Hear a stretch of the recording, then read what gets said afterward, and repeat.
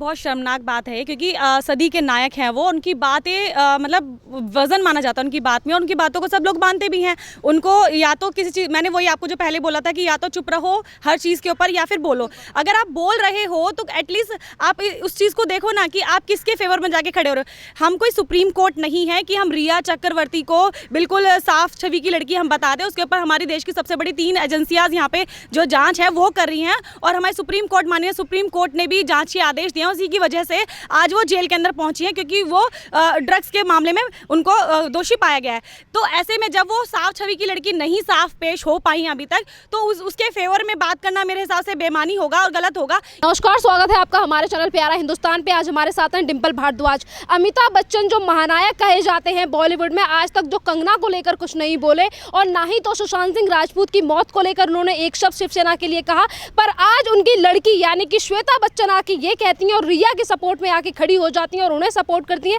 इसी पे हम डिम्पल भारद्वाज से बात करेंगे। डिम्पल, वैसे तो महानायक कहे जाते हैं अमिताभ बच्चन, और अमिताभ बच्चन ने आज तक कंगना के लिए नहीं कहा। उनका ऑफिस तोड़ दिया जाता है, उनसे अभद्र व्यवहार किया जाता है उनके साथ, उसके लिए कुछ नहीं बोलते। और आज उनकी लड़की जो है वो रिया चक्रवर्ती को सपोर्ट करती हुई नजर आ रही है, उनके लिए ट्वीट करती है। देखिए, बहुत शर्मनाक बात है क्योंकि सदी के नायक हैं वो, उनकी बातें मतलब वजन माना जाता है उनकी बात में, और उनकी बातों को सब लोग मानते भी हैं। उनको या तो किसी चीज़, मैंने वही आपको जो पहले बोला था कि या तो चुप रहो हर चीज़ के ऊपर या फिर बोलो। अगर आप बोल रहे हो तो एटलीस्ट आप उस चीज़ को देखो ना कि आप किसके फेवर में जाके खड़े हो रहे हो। हम कोई सुप्रीम कोर्ट नहीं है कि हम रिया चक्रवर्ती को बिल्कुल साफ छवि की लड़की हम बता दें। उसके ऊपर हमारी देश की सबसे बड़ी 3 एजेंसियाँ यहाँ पे जो जाँच है वो कर रही हैं, और हमारे सुप्रीम कोर्ट माननीय सुप्रीम कोर्ट ने भी जाँच के आदेश दिए हैं। उसी की वजह से आज वो जेल के अंदर पहुँची हैं क्योंकि वो ड्रग्स के मामले में उनको दोषी पाया गया है।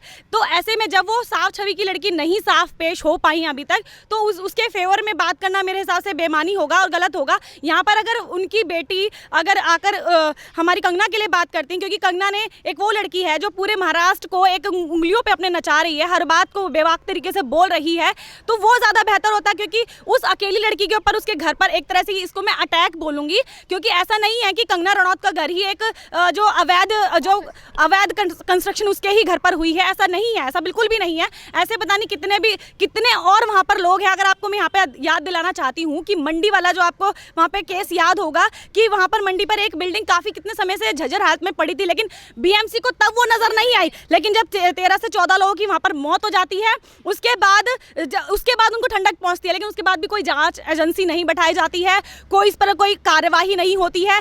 लेकिन क्योंकि कंगना रनौत उंगली उठा रही है, सवाल पूछ रही है, लगातार जितनी भी चीज़ें हैं पर्दे के पीछे छुपी उसको सामने लाने की कोशिश कर रही है, तो इसलिए टारगेट किया जा रहा है। इसलिए मैं यहाँ पर ये कहना चाहूँगी कि अमिताभ बच्चन की फैमिली को, क्योंकि वो बहुत एक रिस्पॉन्सिबल फैमिली है, उसको बहुत अच्छे से बोलना चाहिए था इस मुद्दे पर आकर। अमिताभ बच्चन को कोई ना कोई तो इसके ऊपर आकर टिप्पणी ज़रूर करनी चाहिए थी, लेकिन उन्होंने नहीं की। चलो आज उनकी बेटी ने टिप्पणी करी, तो ये बहुत गलत है कि वो किस साइड खड़े हैं। अगर आप रिया चक्रवर्ती की साइड अगर ले रहे हो तो यहाँ पर आप माननीय सुप्रीम कोर्ट का अवहेलना कर रहे हो, क्योंकि सुप्रीम कोर्ट ने ही उसकी जांच के आदेश बिठाए हैं और वो साफ छवि की लड़की अभी तक साफ नहीं हो पाई है। बिल्कुल, यहाँ पे सवाल ये भी है कि जिस तरीके से बीएमसी ने कंगना का ऑफिस जाके तोड़ दिया, 24 घंटे का नोटिस दिया जाता है, उसके बावजूद भी उनके ऑफिस को तोड़ दिया जाता है, और वहीं मनीष मल्होत्रा को 7 दिन की मोहलत दी जाती है। इतना भेदभाव क्यों? देखिए, भेदभाव इसीलिए है ना, मैंने आपको भी बोला कि वो बोल रही है, वो लगातार उंगली उठा रही है। शिवसेना को मैं एक तानाशाह वाली वो मान सकती हूँ। ये तानाशाह सेना है, तानाशाह की एक सरकार है जो इस तरह से काम कर रही है। एक बार बताइए, जब शिवसेना के ऊपर अगर उनकी तुम चापलूसी करोगे तो वो आपको कुछ नहीं कहेगी। और भी इतने स्टार्स हैं, उनके घर की नपाइश तो आज तक नहीं हुई। उनके घर में क्या अवैध कंस्ट्रक्शन नहीं हुआ होगा? अगर मैं यहाँ पर एक चीज़ यहाँ पे क्लियर कर दूँ कि मैं अवैध कंस्ट्रक्शन के बिल्कुल भी फेवर में नहीं हूँ। मैं बिल्कुल नहीं चाहती कि महाराष्ट्र क्या हमारे पूरे देश में कहीं पर भी अवैध कंस्ट्रक्शन हो, लेकिन जिस तरह की कार्यवाही कंगना रनौत के लिए की गई है वो साफ तौर पे दिखाई दे रहा है कि वो एक बदले की भावना से की गई है।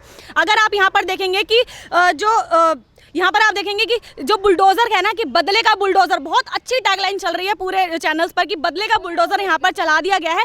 क्योंकि अगर ऐसा है तो सभी जितने भी स्टार्स हैं सबके घर की नपाई कर दो, मेरे को कोई ऑब्जेक्शन नहीं है, करो। लेकिन ऐसा क्यों एक के साथ तुम बस 7 दिन का आप मोहलत दे रहे हो और एक इंसान के साथ आप क्या कर रहे हो, वो उस जगह पर भी मौजूद नहीं है, अपने घर पे मौजूद नहीं है, उसके घर के बाहर आपने नोटिस लगाया, वो वहाँ तक पहुँची भी नहीं है लड़की, आपने उसके घर को जाके डेमोलिश कर दिया कि भाई किस आधार पर?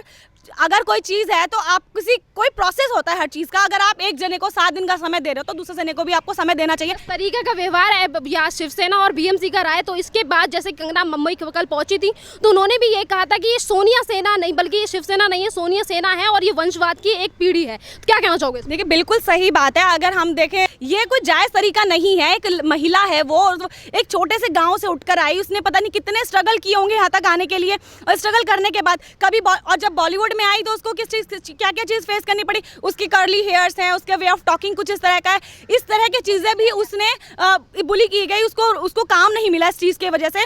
वो एक टाइम पे आकर वो भी डिप्रेस हुई थी कि यार कि ये चीज़ क्या मेरी कमी हो सकती है। हालांकि उन्होंने अपने आप को प्रूव करा। आज वो इस तरह की अदाकारा हैं कि अकेले दम पर वो मूवी बना सकती हैं, उसे किसी मेल स्टार की ज़रूरत नहीं है, वो खुद मेन लीड कर सकती हैं। और वहीं पर अगर आप देखो ये सारी चीज़ होती है, बड़ी शर्मनाक लगती है मुझे। मैं एक और बात पूछना चाहूंगी डिम्पल, जो कल कंगना ने इस तरीके से ट्वीट किया था, उन्होंने कहा था कि मैं अब अयोध्या के ऊपर नहीं बल्कि कश्मीर के जो कश्मीरी पंडित के साथ हुआ था 1990 में उसके ऊपर भी फिल्म बनाऊंगा।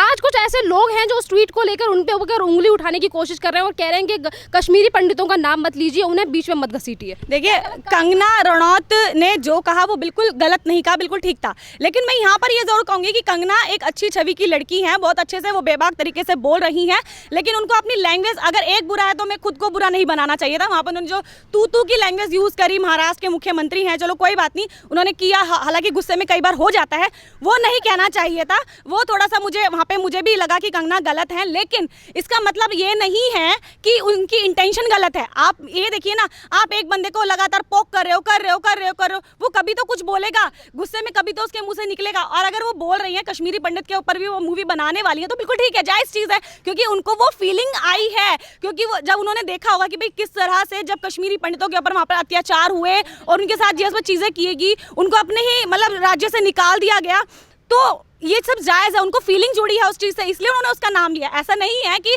कश्मीरी पंडित हमारे देश का हिस्सा नहीं है, वो हमारे देश का हिस्सा है, हमारे मोमडन्स भाई हमारे देश का हिस्सा है। हम यहाँ पर कोई धर्मवाद नहीं कर रहे हैं, हम समाजवाद नहीं करना चाहते, लेकिन जो चीज़ दिल से जुड़ेगी, दिल पे लगेगी, वो चीज़ तो मुंह से निकलेगी। यहाँ पे एक और सवाल, कंगना के जिस तरीके से घर को लेकर बात की जा रही है और बीएमसी और ये शिवसेना ये कह रही है कि कंगना का घर भी तोड़ दिया जाएगा, तो कंगना ने भी ये चीज़ कही है कि मुझे जो घर दिलाया वो शरद पवार के सहयोगी ने दिलाया, अगर कुछ कार्रवाई करनी है तो पहले शरद पवार पे कीजिए। देखिए शरद पवार ने खुद इस कल आपने देखा भी होगा, सारी न्यूज़ लाइन्स में हेडलाइन चल रही थी कि शरद पवार ने उनके समर्थन में आया, उन्होंने कहा ये जो डेमोलिशन किया गया है वो गलत है। और मैं मानती हूँ कि कहीं ना कहीं उनको खुद ही पता है कि इसमें उनका कहीं ना कहीं इन्वॉल्वमेंट है, तो इस वजह से वो इस चीज़ को मान रहे हैं कि गलत है। लेकिन वहीं उनकी सहयोगी पार्टीज जो हैं, मतलब सहयोगी में उन्होंने मिलकर बनाई है शिवसेना, उनको भी इस चीज़ के ऊपर ध्यान देना चाहिए कि जब तुम जिन लोगों के साथ मिलकर पार्टी बना रहे हो उन लोगों का भी इन्वॉल्वमेंट इस चीज़ के अंदर है, तो आपको सोच समझ के करना चाहिए कि कहीं ना कहीं घूमकर उंगली आप ही के ऊपर उठने वाली है। तो वो चीज़ यहाँ पर सोचने वाली बात थी। यहाँ पे जिस तरीके से बार बार उद्धव ठाकरे हो या फिर इनके कैबिनेट का कोई भी नेता हो, ये उठकर हमेशा पीएम नरेंद्र मोदी के ऊपर उंगली उठाने लगते हैं, पर लोगों का भी ये कहना है कि उद्धव सरकार का यानी कि महाराष्ट्र में अब जंगल राज चल रहा है। बिल्कुल, देखिए यही वजह है कि जहाँ पर आप देखते थे ना पहले कि महाराष्ट्र के अंदर एकजुटता देखी जाती थी, शिवसेना मतलब शिवसेना, उसके अलावा कोई पार्टी वहाँ पर नजर नहीं आती थी। और शिवसेना के बारे में अगर वहाँ पर आपने कुछ भी कहा तो विरोधी आपके खड़े हो जाते थे। लेकिन आज की जो सूरत है वो बदल रही है। आज महाराष्ट्र भी 2 हिस्सों में बंटता हुआ नजर आ रहा है, जहाँ पर एक जो महाराष्ट्र है, एक हिस्सा जो महाराष्ट्र का बनता आ रहा है वो कंगना रनौत के साइड में आ रहा है, लेकिन जहाँ दूसरा आप देख रहे हो वो शिवसेना के समर्थन में, वो होता ही है, वो लाजमी है। लेकिन आप ये देखिए ना, आधा महाराष्ट्र क्यों कंगना के फेवर में उठ के आए, क्योंकि वो बंदी सही बोल रही है। वहाँ की जनता के बीच में मैसेज यही जा रहा है कि जो शिवसेना है वो तानाशाह की तरह काम कर रही है, आप उसके खिलाफ कुछ नहीं बोल सकते। और जनता का हक है आपके ऊपर बोलने का, जनता ने आपको चुनकर भेजा है, आपको वोट डाली गई है, आप तब जीते हो। और वोट डालने के लिए कोई बाहर से लोग आप हायर नहीं करते हो, हमारे देश की ही जनता होती है, वही आपको वोट देती है, उसके बाद आपकी सरकार बनती है। तो जब आप इस तरह की मैसेज अपनी जनता के बीच में दे रहे हो कि आप भाई हमारी सरकार के खिलाफ कुछ नहीं बोल सकते, तो वो आपस में यही वजह है कि अब वो जो 2 पार्ट हो रहे हैं ना, 2 पार्ट इसीलिए हो रहे हैं। एक और लास्ट क्वेश्चन कि जिस तरीके से यहाँ पे जो लोग हैं, जो बॉलीवुड की जो गैंग है वो आके अब एक्टिव होने लगी है और ये कहते हैं कि रिया चक्रवर्ती निर्दोष हो और हम तुम्हारे साथ हैं, तो सवाल ये भी बनता है कि जिस तरीके से ये लोग रिया चक्रवर्ती के लिए उंगली उठा रहे हैं और ये कहते हैं कि रिया चक्रवर्ती हम तुम्हारे साथ हैं, तो ये बॉलीवुड वाले आज कंगना के साथ आके क्यों खड़े नहीं होते? क्या ये इनके बीच के हिस्सा नहीं है? देखिए वही बात है, क्योंकि अगर आप इनकी जी हुजूरी करोगे तो आप इनका पार्ट हो, लेकिन अगर आप इनकी जी हुजूरी नहीं करोगे तो आप उनका पार्ट नहीं हो। अगर हम एक तरह से देखें, हम अपने समाज में जाते हैं, एक पार्टी का अगर मैं हिस्सा बन जाऊं, आज एक नेता के हिस्से के मैं बन जाती हूं, अगर मैं अपनी ही पार्टी की जो गलत चीज़ें हैं उसको दिखाना शुरू कर दूं तो ऑब्वियस सी बात है उन लोगों को ऑब्जेक्शन होगा कि हमारी छवि खराब कर रहे हैं। वही चीज़ बॉलीवुड के अंदर हो रही है। बॉलीवुड के अंदर आपने देखा, उन्होंने बोला कि मुझे सेफ्टी दो, मैं नार्कोटिक्स के ऊपर पूरी चीज़ बताऊंगी, ड्रग्स के ऊपर सारी चीज़ें खोल दूंगी, लेकिन उनको सेफ्टी बिल्कुल, उन्होंने बोला कि मेरे पास बहुत सारे ऐसे नाम हैं जिनको खोलने के बाद पूरी जो महाराष्ट्र है वो हिल जाएगा और जो बॉलीवुड है वो हिल जाएगा, लेकिन उनको नहीं दी गई सिक्योरिटी नहीं दी गई। महाराष्ट्र सरकार को सिक्योरिटी देने की यहाँ पर बहुत ज़्यादा ज़रूरत थी। क्यों बीच में हमारे केंद्र सरकार को आना पड़ा? केंद्र सरकार का इसमें कोई ऐसा रोल नहीं था, हालांकि उनको देनी पड़ी। एक महिला आयोग उठकर आ गई, करणी सेना उनके सपोर्ट में आई है।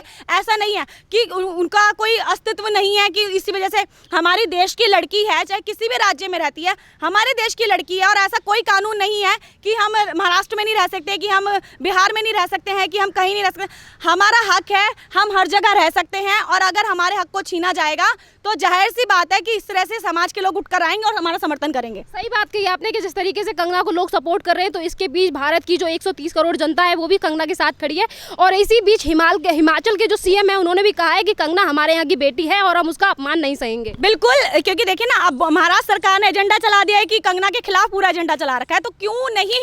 अगर ये राज्य वाली अगर गेम खेलोगे तो राज्य सरकारें उठकर आएंगी, बोलेंगी भाई उनकी बेटी है, उनको रिप्रेजेंट कर रही है, इतने बड़े बड़े अवार्ड ले चुकी है वो लड़की, तो उनके स्टेट की वो लड़की जो इतने बड़े अवार्ड ले चुकी है, रिप्रेजेंट कर रही है अपने राज्य को, उसके खिलाफ तुम इस तरह की चीजें कर रहे हो तो जाहिर सी बात है राज्य को पिंच होगा। जब आप राज्य वाला गेम खेलो तो राज्य आपस में भिड़ेंगे और ये भिड़ंत को हमें बंद करना चाहिए। महाराष्ट्र सरकार को इसमें सोचने का, विचार करने का मौका मिलना चाहिए। महाराष्ट्र सरकार को सोचना चाहिए यहाँ पर कि वो इस तरह की चीजें ना करे, क्योंकि वो इस समय जो भी करेंगे ना उनके खिलाफ नेगेटिव जाएगा ही जाएगा। क्योंकि आपने देखा होगा संजय राउत लगातार आप शुरुआत से देख रहे हो कि कंगना को टारगेट करने में लगे हैं। भैया क्यों? कंगना ने क्या गलत कह दिया? कंगना ने शुरू से यही बात कही कि सीबीआई की जांच करा लो।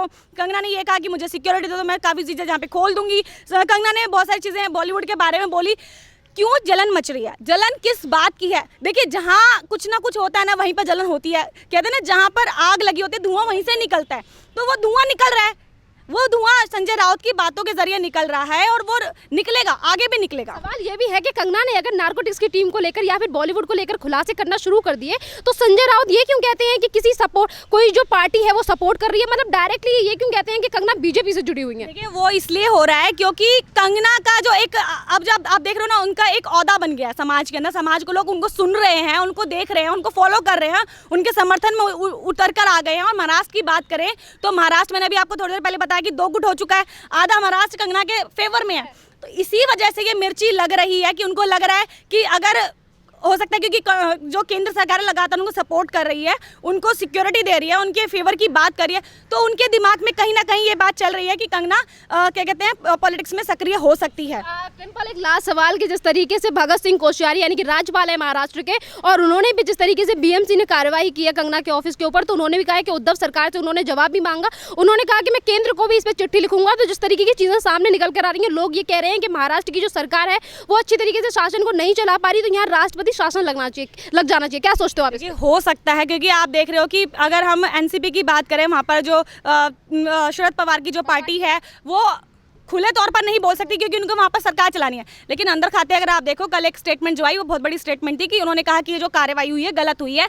ऐसे में कहीं ना कहीं उनके अंदर डर जरूर बैठ गया होगा शिवसेना के अंदर कि अगर हमारी जो सहयोगी पार्टीज हैं, अगर उन्होंने बगावत कर दिया या फिर उनको लगा कि अब वो बीजेपी के साथ मिलकर यहाँ पर पार्टी बना सकते हैं, तो वो डर उनके मन में बैठा हुआ है। और यही वजह है कि राज्यपाल ने भी ये बात कह दिया कि यहाँ पर जो राष्ट्रपति शासन है वो लग सकता है। और अगर वहाँ पर लग भी जाए तो मैं नहीं मानती कि कोई गलत होगा, क्योंकि जब एक सरकार, जहाँ की सरकार जिससे हम उम्मीद कर सकते हैं कि ये हमारी सुरक्षा करेगी, हमारी सेफ्टी करेगी, वो हमारे लिए कुछ नहीं कर रही, तो ऐसी सरकार का मेरे हिसाब से होना ना होना कोई एक बराबर है। धन्यवाद।